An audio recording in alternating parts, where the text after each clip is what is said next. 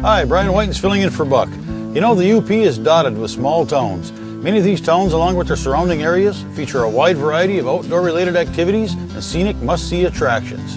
Tonight, we'll travel to the western side of the UP and check out the Watersmeet area. There's a lot of rivers and there's a lot of lakes in the Watersmeet area, so there's a lot of fishing. These rainbows are 1 year older than those ones you saw inside. So stick around, it's Monday night and time for discovering. The secret streams that flow beneath the cliffs of colored stone. Forest thick and healthy with birch and pine and oak. Surrounded by the greatest lakes this world has ever known. The black bear's awesome presence as he roams the hills and fields. Call of the timber wolf, the loon's lonesome trill. The eagle soaring high above, the trout lies deep and still. These are what I treasure, the only way I measure feelings that I have for this fine land. There is so much to discover when you're a long-time lover of northern Michigan.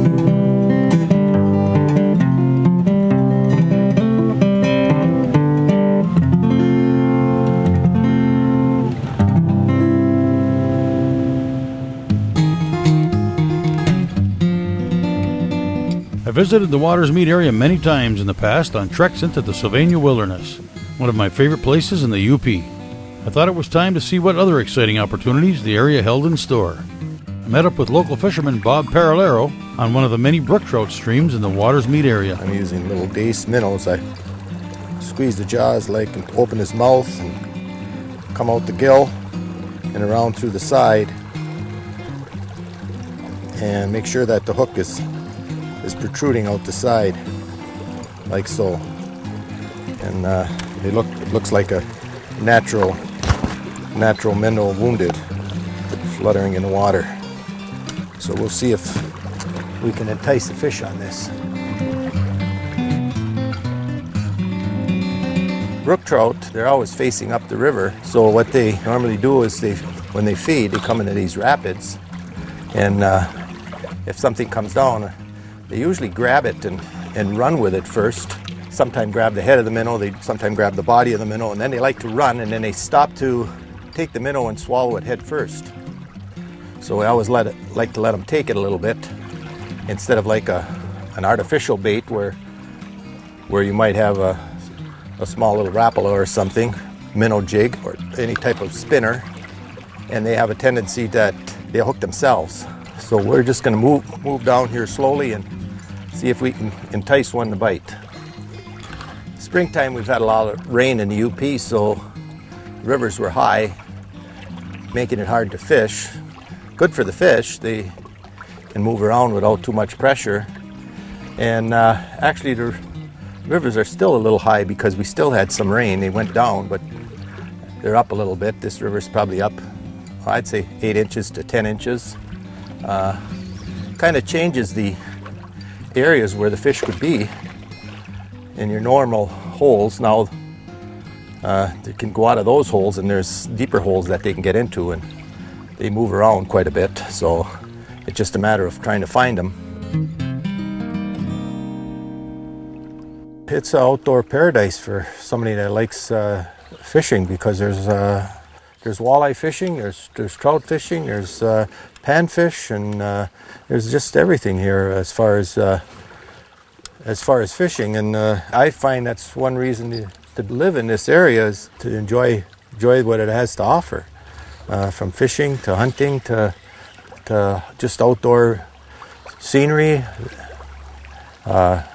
It's just a beautiful place.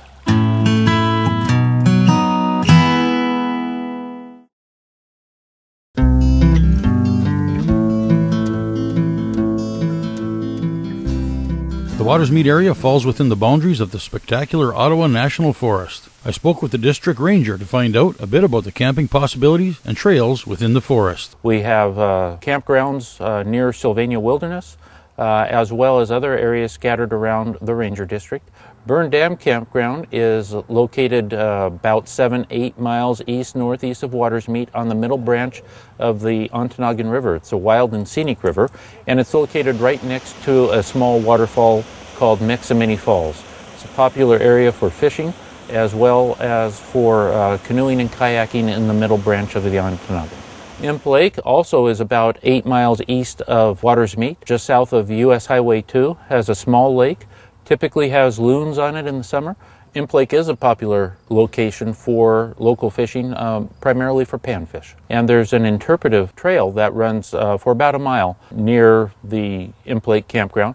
There's also a small day use area that people enjoy for both picnicking and swimming. Marion Lake is a little larger lake, very popular for camping. One thing that's different with the Marion Lake campground is we have a group campsite there that can accommodate larger groups. There's also a small day use area that's popular for swimming in the area, and fishing opportunities abound in Marion Lake as well. Waters Meet is also home to the J.W. Toomey Nursery, the last remaining Forest Service nursery east of the Mississippi. I stopped in to find out just what's involved in supplying our forests with trees. We raise the seedlings for the National Forest System in the Lake States.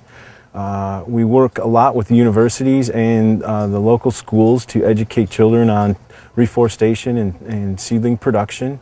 We are responsible for maintaining all the seed collections and the seed zones, actually all of Region 9, which is from Minnesota down to Missouri and all the way over to the ocean there, the Atlantic side. The Forest Service is driven to produce and provide native seed to protect zones and genetics. We raise around 11 to 12 million bare root seedlings a year.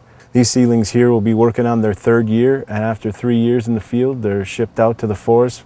There's 7 rows of trees here, so there's around 50 trees per lineal foot. This is irrigated, and we draw some of the water here locally from the aquifers.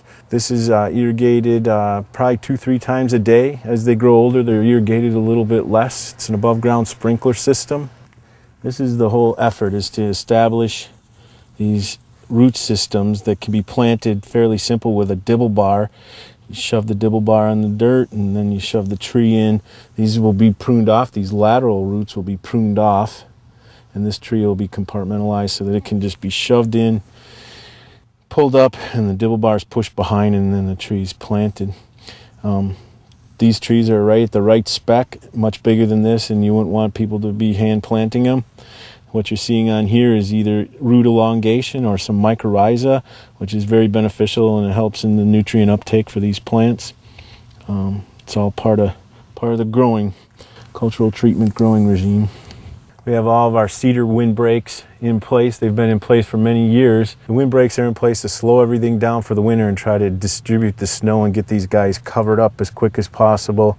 They like to get covered up and put to bed for the winter. 2 greenhouses, capacities at 400 to 500,000 when we get all done. And these trees were started in March, and they will stay here till next March, April, and they'll be shipped out.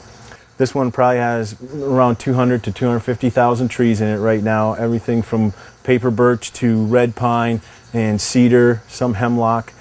These species are produced in here due to short planting opportunities. So if you don't have a lot of time and you need to reforestate something readily, then we work with the forest to grow crops in here that can be delivered in 1 year. They're very vigorous growing seedlings when they leave here, and tend to sometimes have better survival than the bare root in certain conditions on certain forests, where maybe you have a rocky soil or a sandy soil like the Huron-Manistee. Some of these seedlings would do a little bit better in those applications. The conditions in the greenhouse are monitored pretty heavily. It gets really hot in here fast, so there's a lot of fan systems to keep it below 100 degrees. The trees have a photo period right now with these lights above that we're trying to keep the photo period alive for 23 to 24 hours a day so that they don't shut down and start to set bud. We want them to get up to a certain size. 4 to 12 inches is what the specification is for most of this stock. Right now, diurnal light cycle is starting to decrease, so with the lights on, it helps, fools the trees a little bit into maintaining some growth and not setting their bud. And we work on a schedule. These trees get fed sometimes about every 2 to 3 days with fertilizer. There's one right now that is starting to plug up. You can actually see where maybe they're starting to set their buds a little bit. Oh, this one's not real good, but down inside there. So their growth is beginning to decrease. So there will be no more height growth, but now we'll work on development of the root system. So, and then at this point is a really good time to supply the trees with nitrogen. They will actually set the nitrogen in their bud so that in the springtime when they do release that bud, the amount of nitrogen that they're able to store right now will depict how tall they grow in their initial phase in the spring. So right now we're setting them up to be healthy and vigorous in the spring in whatever conditions they get out planted in. Everything's watered from an overhead boom system that's on an automatic timer. We have a monitoring system that tells us on the computer when the temperatures come up. We know that around 11 to noon we need to put some water on to cool the temperatures down, and then around 2, sometimes 3 in the afternoon we put some more on just to keep the temperatures down. So these trees will be starting to shut down. That'll be our whole issue right now, is to try to get these trees, they're at the right height, the right spec, they're looking really good. But now it's time to start setting them up for the fall, and we'll put them out on the ground. We'll let them get covered up with snow. One of the situations that we have to deal a lot with here at the nursery are we're pretty far north compared to a lot of the other forests. So we're always waiting for the ground to thaw and the snow to go away, and the other forests are wanting to plant their trees first thing in the spring. So sometimes we just have to tell them, just hang on a little bit. We're having another UP season, you know, waiting for the snow to melt.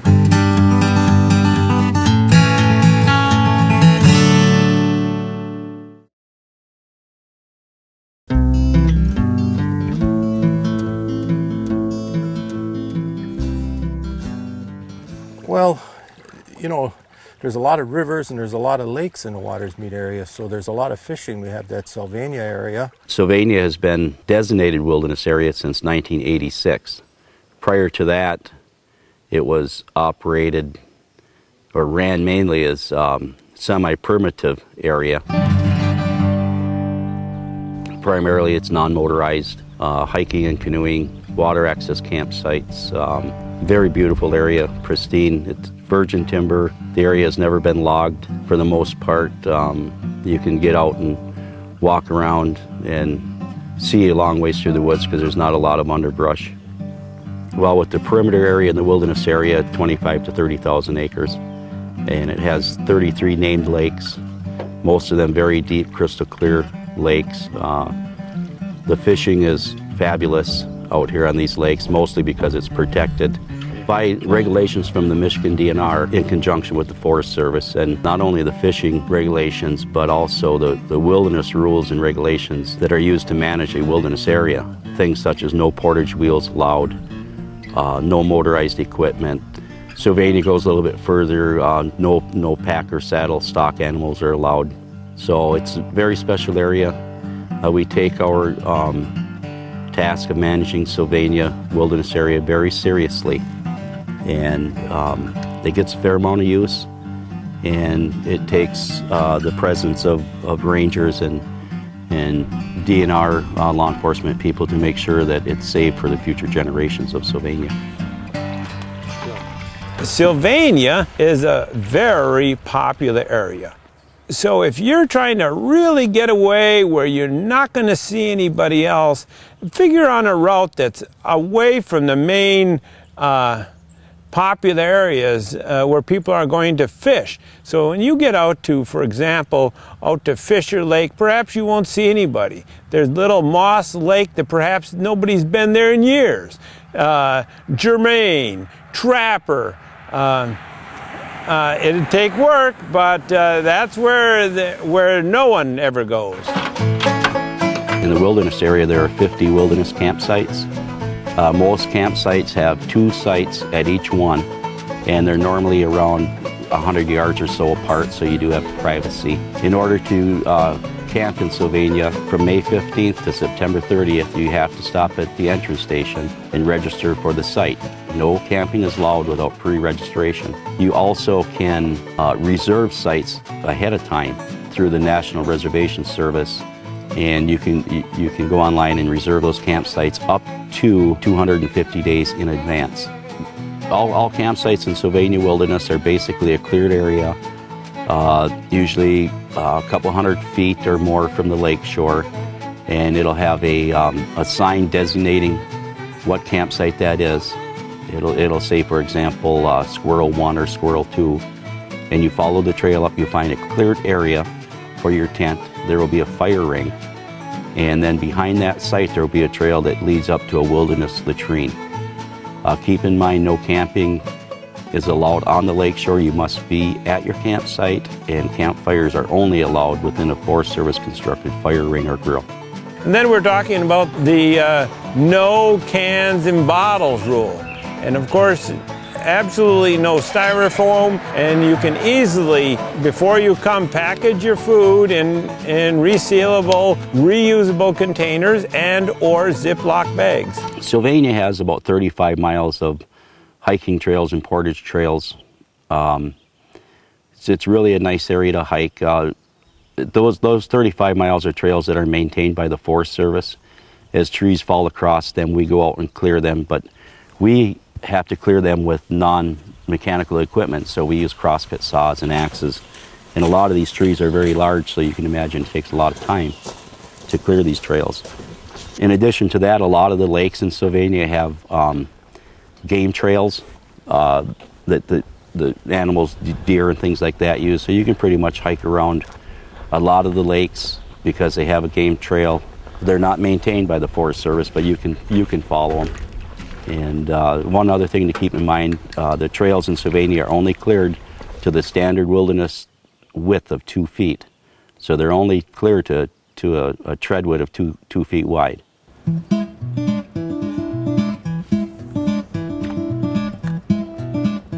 Yeah, the special fishing regulations, it was recognized early on that Sylvania was very special in its fisheries. Because of the nature of the lakes, they're mostly glacier-formed lakes, and they're deep and cold water, and the fish don't reproduce as readily in these lakes as they would in other lakes, mainly because of the nutrient waters are not readily available of flowing in and out. And so they're slow-growing fish. The populations of fish are not as high as some other areas, and therefore the special regulations to preserve what we have with the trophy bass fisheries, where the rules are you cannot keep any bass regardless of size. You cannot use any live, dead, or preserved baits. That includes like your power scented baits. And then other fish have size restrictions. You can only keep one a day, and it's all there to protect the fisheries. It's kind of like what the first people to visit Sylvania would have found the fisheries to be like. It's pretty much the same as it's always been.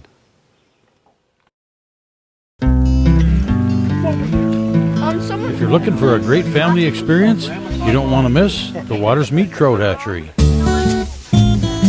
Okay, now this place was built in 1935 by the state of Michigan and the CCC. Okay, now it was only a state hatchery for about 30 years till 1965. And then the state moved out and it went private in 1970. It is the only private hatchery in the Upper Peninsula of Michigan and most of northern Wisconsin now. Most of the fish we raise here go to private ponds and lakes, and then some are for public waters. We do the Escanaba River, if you know where that is, the Ford River, and then there's a few lakes that we do because we are certified through the state of Michigan.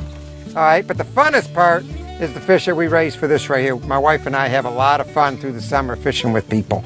When we go inside, you'll see a lot of water flowing. No pumps, no motors, just Mother Nature, and what word am I looking for? Okay, gravity, that's right. Basically, we have our brood stock, which are down there, some brook trout, and our browns are outside. What we do in the fall is when they're ready, okay, your males and females, we start checking the females about the middle of October, okay? And when they get real soft and we touch them and eggs come out, we're ready to go. We don't have to check the males. They were ready a month ago. We squeeze the eggs out of them. We do the same thing to the males. We stir it up. We disinfect them with iodine. We harden them. There's a process we do to harden them. Then they go into these jars. The water goes in through the center. It fills it up. And what it does is it makes those eggs turn. It's like when a fish lays eggs in a stream. It's in moving water. It keeps the eggs moving so they don't stick together and get a fungus and die. They sit in these jars about 8 weeks. When they hatch, they're poured into those tanks. And then usually in 3 to 4 weeks they start eating. These rainbows are 1 year older than those ones you saw inside. Catch all them? Yeah. What'd you catch them on? On a fly rod? Really? Yeah. Fly rod. Was it fun? Yeah. Nice fish. You'll find many waterfalls in the Watersmeet area, but the most spectacular would have to be Bond Falls. Bond Falls and Bond Falls Scenic Site is located just in Ontonagon County, just outside of Paulding, Michigan. The property was purchased by the state of Michigan back in the early 90s from Wisconsin Electric for the development of a scenic site, which is here today. Started the project in 2000 and 2001, and then dedicated in 2005. The falls are formed where the middle branch of the Ontonagon River flows over a series of cascades and a series of fractured volcanic bedrock. The total drop of the falls is approximately 50 feet. Bond Falls Scenic Site offers 600 feet of boardwalk and viewing platforms to make it very accessible to view the falls. Named for Oliver S. Bond, who owned this property, Bond Falls has been attracting anglers and sightseers since the late 1880s. The falls bring approximately 100,000 visitors every year. This is the Bond Falls Outpost, and we have everything from pop, water, to knickknacks, sweatshirts, t-shirts, postcards, a little bit of everything. Well, that's it for our look at the Watersmeet area. Thanks for watching. I'll leave you with the sights and sounds of Bond Falls.